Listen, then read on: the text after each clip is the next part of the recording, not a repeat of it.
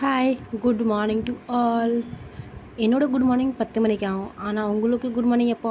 கமெண்ட்டில் சொல்லுங்கள், ஷேர் பண்ணுங்கள், சப்ஸ்கிரைப் பண்ணுங்கள். பிடிச்சிருக்குன்னா கண்டிப்பாக சப்ஸ்கிரைப் பண்ணுங்கள், கமெண்ட் பண்ணுங்கள். இது என்னுடைய குட்டி கிச்சன்.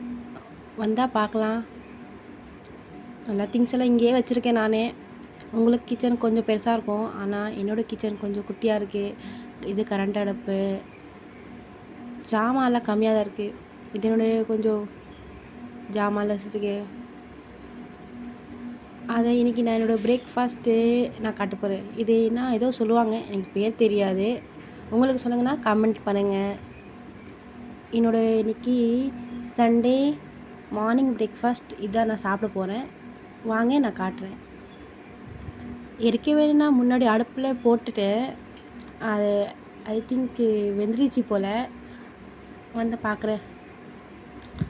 வெந்துருச்சு. ஓகே, இதெல்லாம் நிப்பாட்டிக்கலாம். அடுத்து நான் வேறு ஏதோ வேலை பார்க்க போகிறேன். இது உங்களுக்கு தெரியும் நினைக்கிறேன். அட்லீஸ்ட் இங்கே நிறையா யூஸ் பண்ணுவீங்க, கோதுமை உடைச்சி ரவை. ஓகே, இது நான் இன்றைக்கி பிரேக்ஃபாஸ்ட்டில் சாப்பிட போகிறேன்.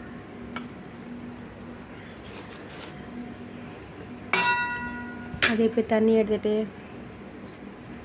அதில் மிக்ஸ் பண்ணி அப்போ தான் அடுப்பில் போடணும். ஆனால் இது என்னுடைய அம்மா வீட்டிலே செஞ்சுருக்காங்க, செஞ்சுட்டு எனக்கு அனுப்புகிறாங்க.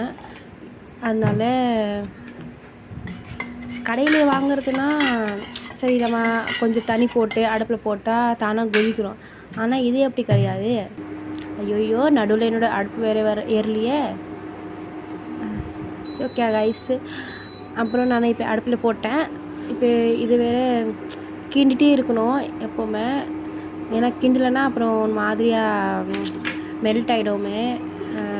அது இப்போ ரெடி ஆகிடுச்சி. கிண்டிட்டு 10 நிமிஷம் அப்புறம் அது கொஞ்சம் ஆறணும், கொஞ்சம் நேரம் ஆறிட்டு அப்போ தான் அதில் தயிர் ஊற்றணும். தயிர் ஊற்றி மிக்ஸ் பண்ணிவிட்டு நல்லா மிக்ஸ் பண்ணிக்கணும்.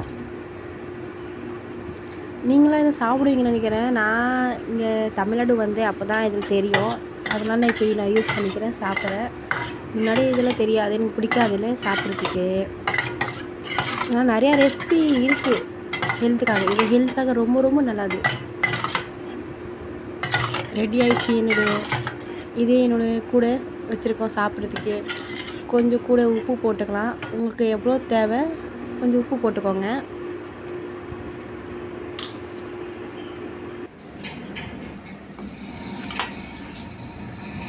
இங்கே ரெடி ஆகிடுச்சி. இப்போ நான் என்னோடய கிளாஸில் எடுத்துகிட்டு ஸ்நாக்ஸ்க்காக ஆனியன், பச்சை மிளகாய், கொஞ்சம் ஊறுக்காய் வச்சுருக்கேன்.